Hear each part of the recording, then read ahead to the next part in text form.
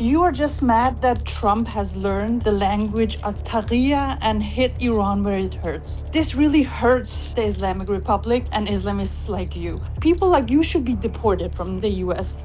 Do you have an Either argument? assimilate Do you have an or get argument? the hell out of the West. Do you have an because argument? you don't belong. You know, it's interesting that she says this because she said you need to be deported. Little does she know that I used to be the one that used to deport people. I've actually served my country. I was a federal agent for several years, literally catching to include people from the Iranian regime, so I actually understand the dangers that Iran could pose. But what I will say is this, us getting involved in a conflict like this doesn't give us any strategic benefit, as you just proved right now with not being able to name anything. Meanwhile, you're over in Denmark, probably rubbing your happiest that we're getting involved in a conflict where we are going to go ahead and bear a lot of the damages from it. Look, I think as soon as I saw the strikes going on in the middle of the day, I reached out to my bros and said, dude, this is not the modus operandi for U.S. airstrikes, right? We own the night. Why are you attacking in broad daylight?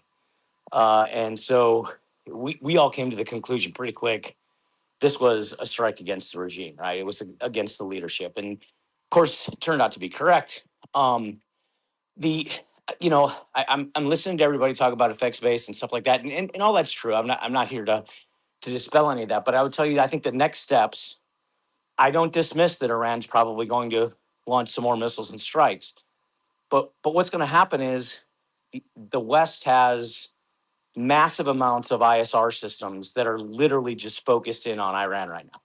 And as soon as they start moving missiles and moving launchers out of storage, there's artificial intelligence that's going to be able to queue on that, find those locations, and they're playing right into the U.S. hands. Because if you look at what the U.S. still has, every B-2 bomber in Missouri right now is loaded and ready to go, right? So they're going to get targeting queuing throughout the day. Everything's going to be fine. They're going to launch in about 12 hours. And every place that had launchers and missiles coming out, they're just going to be massively destroyed. So, as a guy who would try to look at this somewhat neutral, I live in Austria, right? The amount of chess pieces that are on the West side versus what's on Iran's side, this is a losing game for Iran. I mean, I would love to see a negotiation table discussion. I would love to see the Iranian Guard put down their weapons, as some of them are doing. And I would love to see the Iranian people elect their next leader. That would be really good. And I think everything would stop. And I would argue until that happens, this is going to go really bad for Iran. Who is that?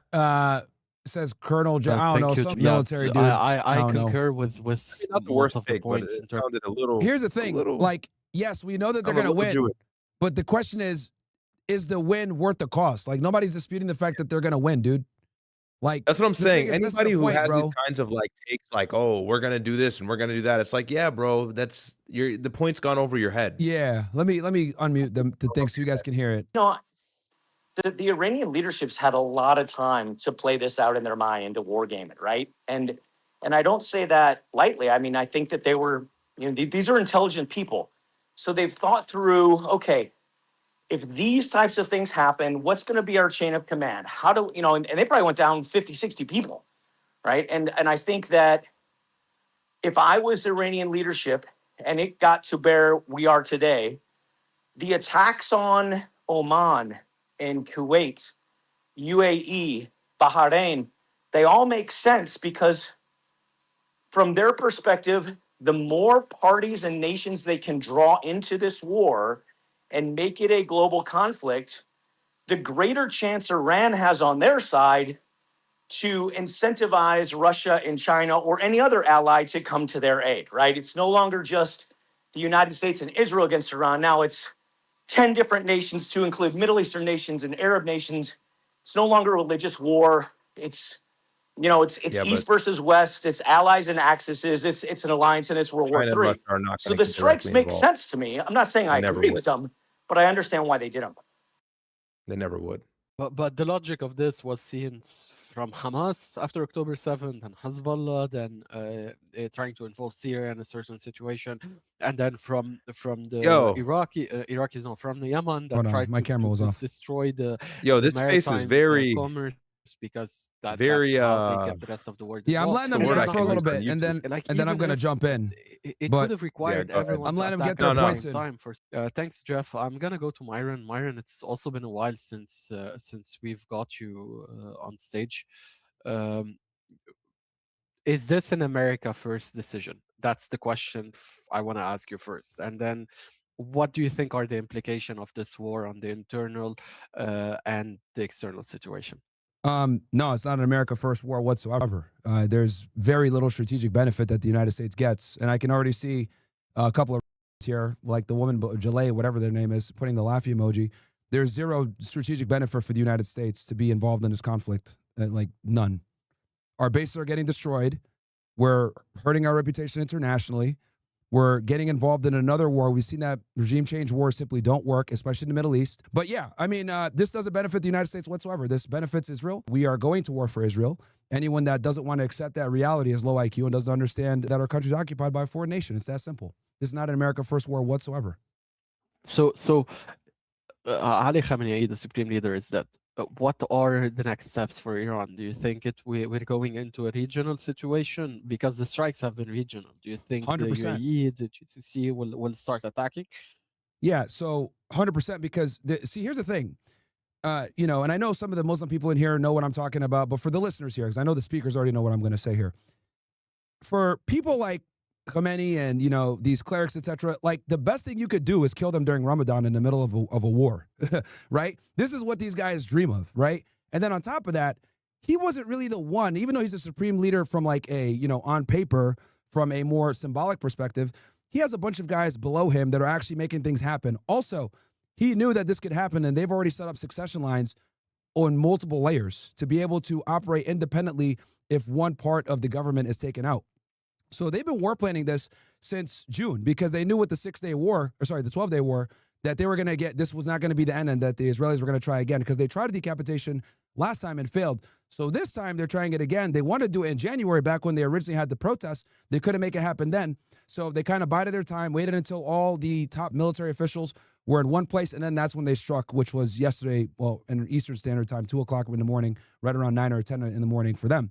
So that's what they were waiting on all this time. But getting rid of Ali Khamenei and some of the top brass is not going to stop the Iranians from doing what they're doing because they literally war planned this, that they would be getting taken out, and they've already had lines of secession ready to go. Yes, a final question for you, Myron. In terms of the situation with Iran and the escalation ladder and everything. We've heard those speeches before. We've heard they've been preparing for a while with Hezbollah. They've been preparing for a while for Hamas. Hamas had this all gamed out and planned and everything. We've seen where this ended. The situation right now on the ground with Iran is that they have no control of their airspace. The US and the Israelis are flying randomly. They are doing damage. We're not denying this inside of the UAE, inside of Israel, the strike yesterday, and other locations. But the impact of the strikes on the Iranian regime is quite high. And we're going to see over time, potentially, the people that are around the regime maybe start deciding to shift or to change their Right, direction. they can't hear you, by the way, if you're talking. The they can't hear you. Okay, you don't want to be heard? Okay. I'm talking to my stream. I'm talking to my stream. Okay. Do you see that the selling point of a potential regime change is possible or no? Well, I mean, to effectuate a real regime change, you're going to need boots on the ground to some degree because you're going to need to stabilize the country. You're going to need to, usher in a transitional government. I don't think that the Shah is like this people try to say, right? Like a lot of these people need to understand that, like these American Iranians that are on Fox News talking about we love the Shah and we want to be free again, all this other bullshit. That's a minority of the Iranian population, bro. Because here's the thing. I'm not disputing the fact that people dislike the Ayatollah. I'm not disputing that. But what I am saying is they hate Israel more. So that's very important. And then as they're getting attacked, we're seeing a rally around the flag event, okay? This is exactly what happened during the 12-day war because they thought that they were going to be able to effectuate the regime change. See, we got a bunch of giving thumbs down. Yo, you guys are hilarious, all you Zionists. Like, you guys are literally comical. You guys must have just got your $7,000 in the mail or something. Okay. Myron, but anyway, let me keep going. So anyway. I think we need to stop the anti-Semitism. Bro, your anti-Semitism. Nobody gives a shit. I think it's hilarious. The losing team is hilarious. This isn't even about being on a team. This is me objectively speaking. I'm an American. I understand that I come from an America First position, and this does not in any way benefit the United States. Right. Dude, you got an Israel flag and a Ukraine flag in your bio. You're an American, so you are entitled to free speech of nonsense. Okay, we got a spinner coming in too. Like, bro, look, man, just get your 7,000 clear. Okay. Like, let me finish. Like, these niggas. Okay. Bruh. So usually I allow two people to go back and forth, maybe some people, but when it starts becoming personal attack now, Myron, just so we can wrap up on this, I get your point. I just want to avoid personal attack that don't add anything to the debate, even though I know your style.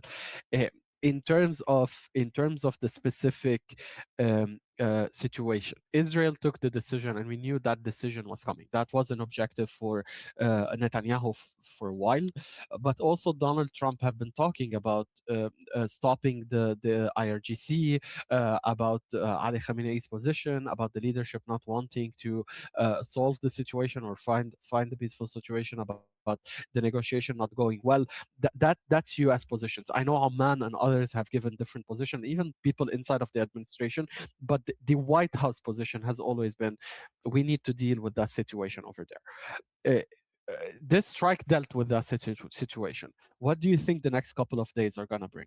Destabilization, vacuum of power. I know that a couple people have kind of stepped up, said that they can come in. I know that there was a board of Baloks and Kurds and stuff that said they'd be happy to come in and, kind of take over. We know that the Shah also was talking about having a transitional government coming in, but I don't know, because I think the majority of the Iranian people that live in Iran, though they might not like the Ayatollah, they're going to dislike the United States and Israel even more so. People need to understand that a lot of the suffering that the Iranians have endured in Iran is because of U.S. sanctions. Okay, like they are totally aware of the fact that their dollars literally plummeted because of Scott Bassett and our intervention on our side, and they know that the United States and Israel is responsible for a lot of their suffering. So even the people that don't like the Ayatollah are still going to say, Israel, we don't like these guys, and we don't like the Shah, who is clearly a puppet of the West. So I'm not saying that they love the guy, but I think they dislike Israel more. And we saw that rally around the flag effect literally during the 12-day war. Can I respond to Myron? I mean, yes, professionally? I was going to you, Jeff, actually. Yeah, so look, I've debated Myron numerous times. I think he's probably a very likable and nice guy. I actually agree with him on a couple things. Might shock a couple people, right? I agree that this strike does not meet the policy definition in the United States of America First.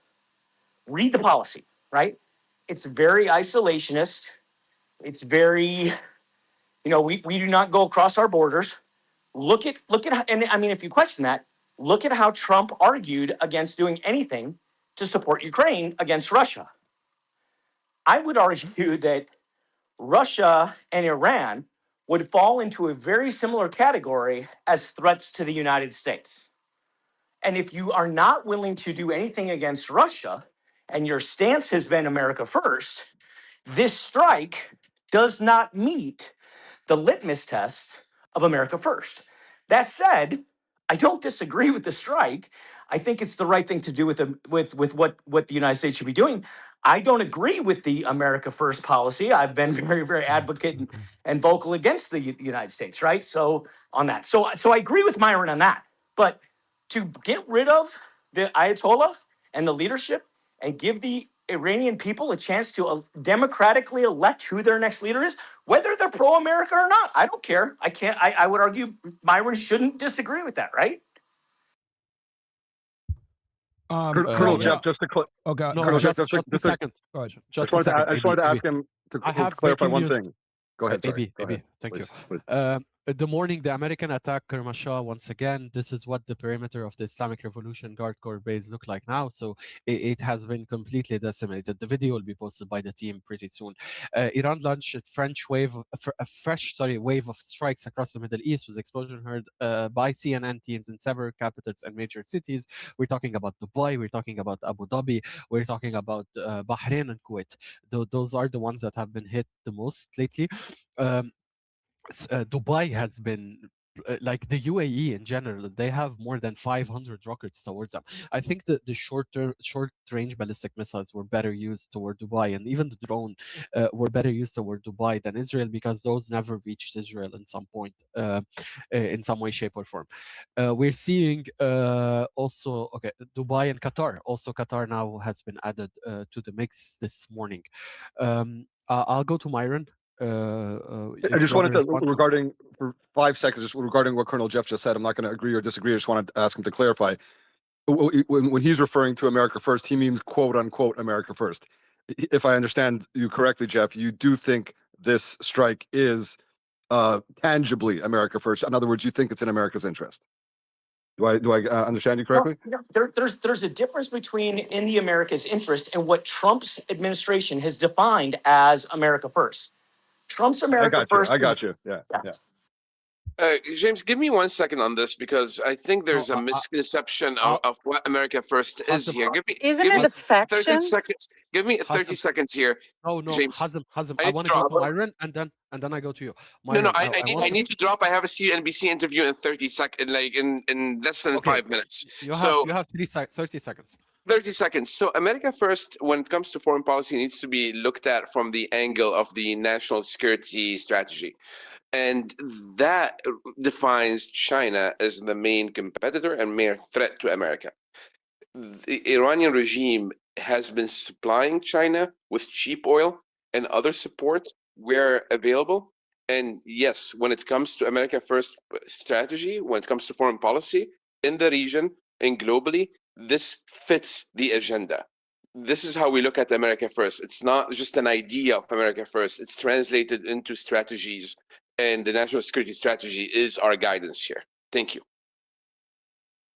Okay, so Myron, can I also say something about? So just to be clear, based on that strategy and policy, you're telling me anyone who provides China anything is going to be targeted. So we're going to target the UK and fucking France and Germany? Dude, that's ridiculous. Trade with China, you what? Like, this guy's a dumb. Go do your CNBC interview, bro. You got your $7,000 clearly. Wear the new suit. Anyway, like, bro, like, oh my God, dude, like this guy. Can I say something about the America First? Hold on, I want to give Myron, and then it will go to you. I don't know why is speaking anyway with men in the room. Anyway, Myron, go talk to your OnlyFans girls. That's what you do all day. Yeah, well, I'd rather talk to OnlyFans girls than only girls like you. Shut up. Myron. Anyway, back to what I was saying with you, James. Look, I agree. See, so I guess he has a different definition of, you know, what America First is, where Colonel James.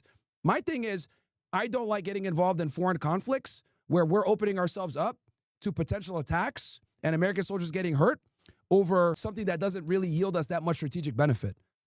I think this conflict is there's way more risk than reward in this situation. So that's why I don't like this conflict, because the Iranians are capable. We're seeing it right now.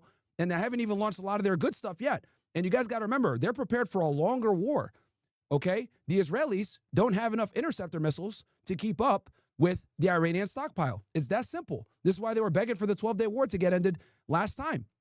So in a war of attrition, the Israelis are going to get... There's a reason why they literally have a law in place right now. People are not taking video and showing what's going on in Israel. And they're doing that for a certain reason. But they are getting hit, just like during the 12-day war. I just it's always no, Ayal, it's always the same. It's always the same balance. We're talking about it. You're talking about it. There is, yes, they are not allowed to have videos, but then satellite imagery shows what really got hit. So you can't hide anything anymore. To be fair, if we're being honest, you can't hide anything anymore in this day and age. We need to be honest about the reality. Iran does have a certain stockpile, but that stockpile will end. Even if they have 100 million missiles, if they don't have launchers, they would not be able to attack. And one of the main targets that we've seen throughout the 12-day war and throughout the situation from the Israelis and the Americans have been those launchers. That's point number one. Point number two, you're right. Israel will be the one that will take the blunt of it. But what we are seeing right now is that Israel is not taking the blunt of it. The reality is that the GCC countries are taking the blunt of it. Why is Iran attacking the GCC when the GCC stood aside and told them we're not allowing the use of our airspace for anything? At the end of the day, this war, they are the one escalating the war to a level that they can't control. Because they warned the Gulf states. They warned the Gulf states that if we get attacked, we're going to hit you too. Anyone that assists the United States is going to get attacked.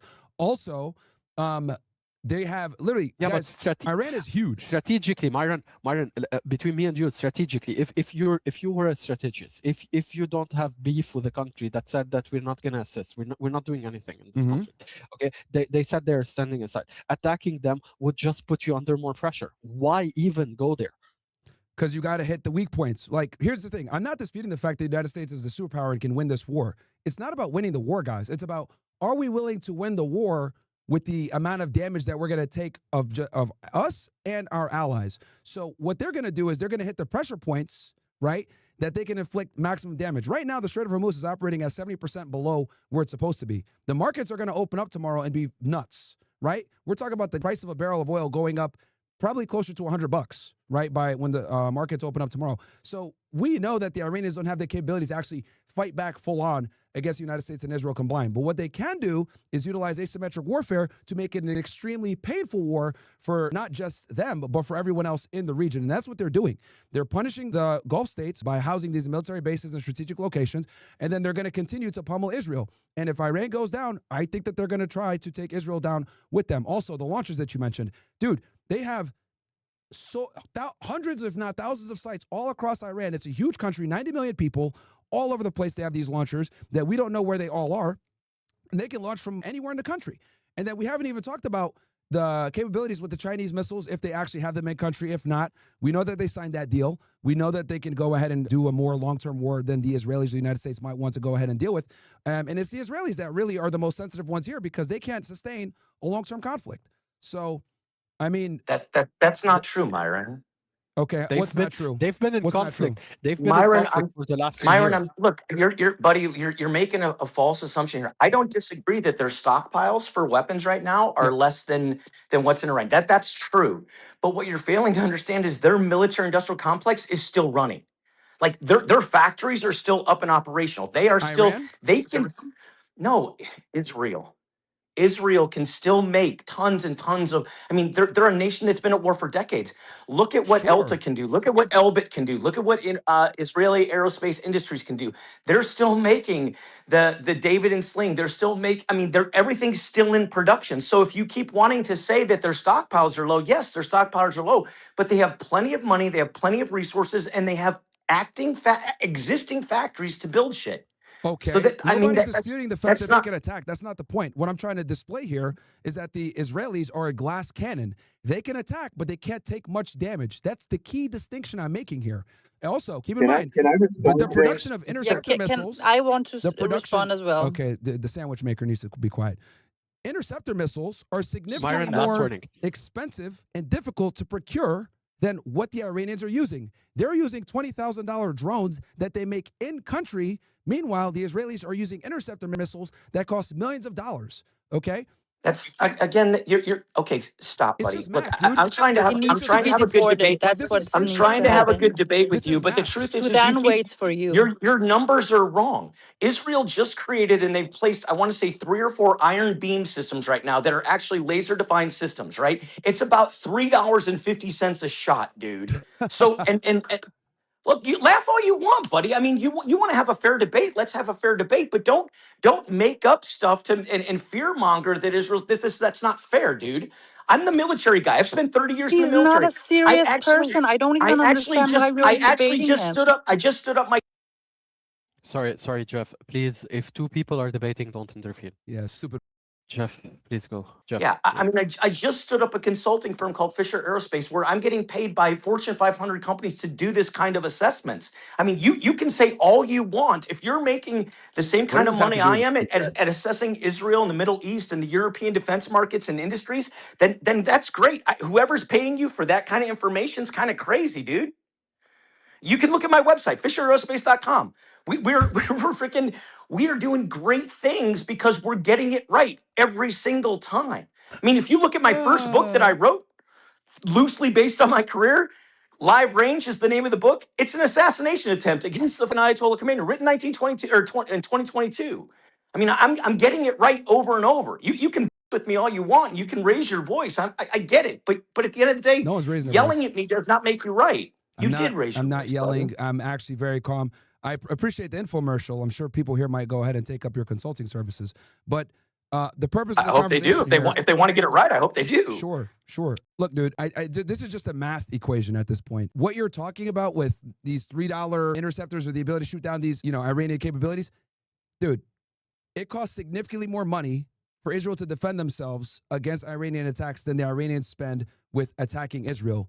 In a war of attrition, it heavily favors the Iranians. This is why during the 12-day war, the Israelis were begging for a ceasefire, and they threatened to nuke Iran if the United States did not intervene and bomb Fordow and the other nuclear sites with the bunker busters. This is why Donald Trump had to come in and bomb Iran, despite the fact that his base did not want him to do that, because the Israelis threatened to use a nuclear bomb. And the only reason they threatened to use a nuclear bomb is because they were no longer able to keep their skies as secure as you're trying to claim. 25% of their stockpile of interceptor missiles were wiped out in 12 days of warfare. The Israelis are a glass cannon, and they can't sustain long-term warfare when they're actually getting hit back.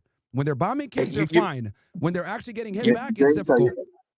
People can believe what they want to believe, buddy. If they want to believe what you're putting out, that's fine. I would tell you the cost for one Iron Dome rocket, because it's actually a rocket, it's not even really a true missile, is only about 50, or was it 10 grand or something like that, right? The system, the radar system is really expensive, and you got to hit it. But if you can't hit it, it's going to keep operating. Your numbers are so far off. It's not even funny. I mean, and this speculation that you said that Israel was going to launch a nuclear weapon, is this the advice that you're giving to people, and are they paying for it? I'm just curious. Well, here's the thing. John Carrick reported that, and he has some, and he definitely got. John sounds like a good dude. Yeah, he's a former CIA officer. He reported that after the fact that they were basically threatening to utilize a nuclear weapon if the United States did not step in and bomb the bases, and Israel's getting pummeled. This is complete bullshit. James, can I respond to this? Of course. Operative, let's go. Thank you very much. Give you permission, Ayal. What? Just answer. Yeah, okay, I will. First of all, as far as mathematics go, yes, the Arrow is a very expensive anti-missile missile. No doubt that it's very costly to manufacture it. No doubt also that there are limits on how much you can manufacture it. And on the other hand, the Iranian have invested all their economy into building a war machine to attack Israel and expand the range even to Europe and to the US, and like they do now to their closer neighbors, the Gulf countries. But there is one thing which I think Myron completely misunderstood, which is, and I think James alluded to it before, the Israeli Air Force is taking the launchers one by one. So when they start this war with thousands of launchers or 1,000 launcher, I don't know the exact number, I don't have any intelligence that is non-public. Once the Israeli Air Force start taking those down, then the number of missiles in each barrage goes down. And then it is easier for Israel to take out what Iran is sending. So initially, in the first stages of the war, they may be able to launch large barrages and some will get through. What Iran has done during the 12-day war, they first tried to use accurate missiles to hit the Israeli air bases. And they found out that they cannot really cause any damage to the Israeli Air Force. So they switched their tactic. They started attacking cities. And yes, every time a missile sneaks through, you are going to get a damaged building. I've heard all those, John Krakow nonsense about 6% of Israel got decimated. Israel received basically about 25 or 30 direct hits during the last 6 days of the 12-day war. That's it, 30 direct hits. So there were few buildings who really got pounded and destroyed completely. But once Israel will take more and more launchers, you will see that the ability of Iran to fire at Israel goes down and down and down, and we will need less of the more expensive arrows. And by the way, the laser and the Iron Dome are not being used against those high range ballistic missiles. They're used against much closer Dude, slow, bro. rockets, like from Hezbollah or from Hamas. And right now, we really don't use them because, Or the luckily, drones, those. no? Sorry. The drones. The Oh, drones. the Right, can I drones. respond? Yes, but those two have learned their lesson, and so far they're not intervening. So I see your Okay, argument Myron. here that, you know, if the launchers are destroyed, that's going to cripple their ability to inflict pain. Fair. But here's the thing. Your theory is heavily contingent upon the Air Force finding these launchers and destroying them. And then that's assuming they find all of them and destroy them. What I'm saying is they launch them and then they move. That is literally the purpose of them. They're mobile launchers. So as soon as they launch them, they're getting out of there and then they reposition, put another rocket on there, shoot again. And they have thousands of these things all across the country. Iran's a huge country, right? And they have underground bunkers where they have 1 million of these things. So I think, realistically speaking, though I see your perspective, you're saying, yeah, we just shoot these launches and we got it. Hey, that's easier said than done, man. So you guys are going to have to deal with some serious barrages coming soon.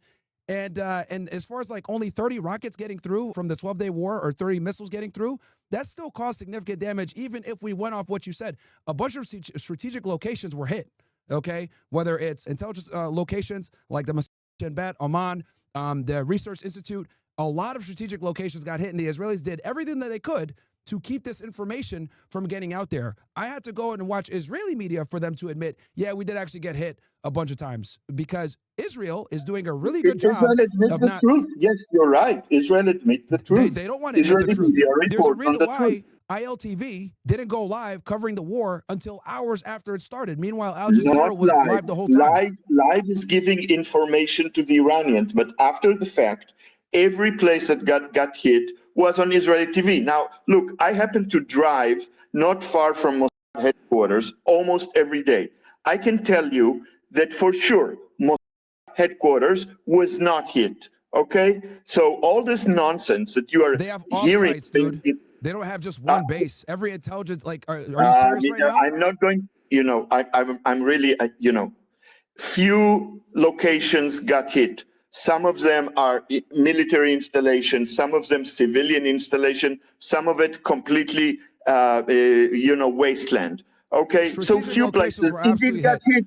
I'm not denying that some missiles got through and managed to create a lot of damage. I'm not denying this. But the fact that you think that Israel is completely gone, you are explaining very well why the Iranians are making the mistake. Not the Iranian, I'm sorry, the Islamic regime of Iran is making a mistake because they are listening to people like you and they are listening to their own propaganda and they imagine that this is really what's happening in Israel. This is the core issue. If they would understand how strong is Israel, they would never try to do what they're doing now, bringing their own demise. That's really the Can I problem. please respond as well? Can I please Israel, respond real quick? I'm finishing. Israel would have lost the deterrence because of all the nonsense on social Guys, these guys media. are a joke, So man. This is we have comedy. no choice I'm letting them but yap, to though. I muted go and myself. actually prove it again and again that I'm about to cook these.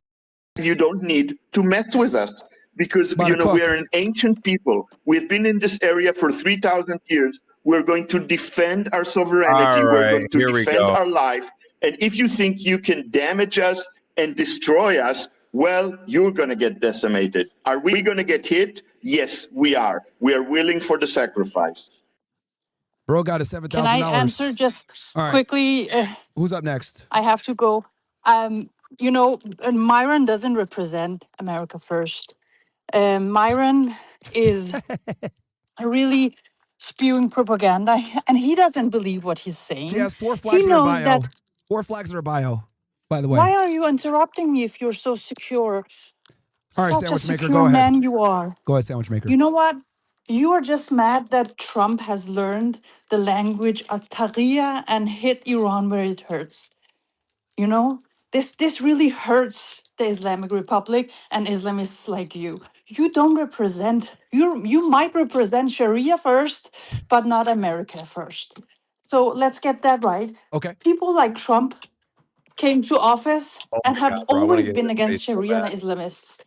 And people like you should be deported from the US, not be people who represent America first. You know, your time is up, dude. Do you have an Either argument? assimilate Do you have an or get the argument? hell out of the West Do you have an because argument? you don't Yeah, but belong. Do you have an argument? again, Chalet, And I and get I the points. just my last point, She's so triggered. and I'll go.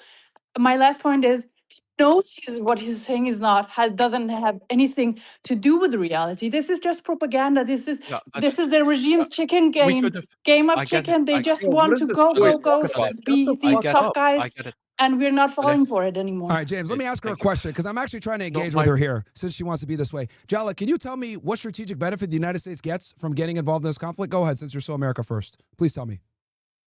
First of all, I'm not America first. I live in Denmark. I was born in Iran, but of course this is good for America.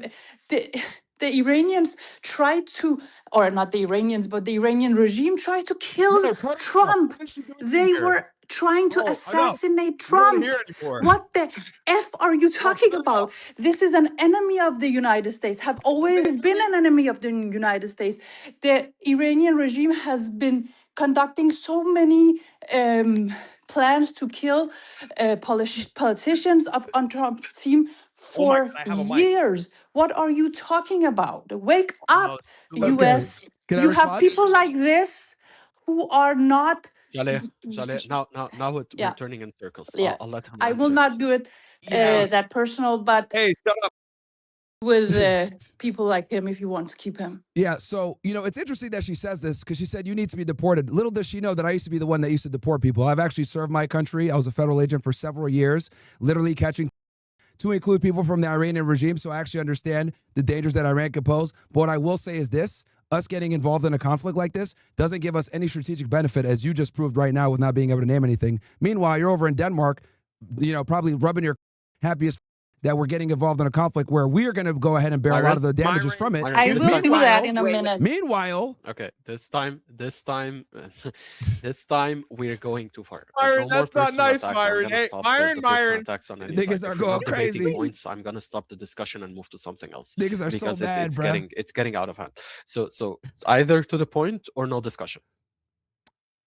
Look, I'm just, she tried to attack my credibility, and I think it's extremely pertinent for me to bring up the fact that she doesn't even know what she's talking about, and she's a foreigner. She's another European trying to give her opinion on American foreign policy and in favor of a regime change war that does not benefit Americans whatsoever. We're going to feel it on our end when we're at the pump. We're going to feel it on our end when bread and milk and everything else is more expensive. So obviously she has no vested interest because she lives in a socialist country where she doesn't have to worry about this stuff. And she's trying to comment on American matters from an America first perspective. Meanwhile, she's from Denmark. Like, what, bro? What is going on here? Comedy. Can I just Okay. quick respond? And No. Okay. This back and forth, the entire thing. Oh, you're done. Before.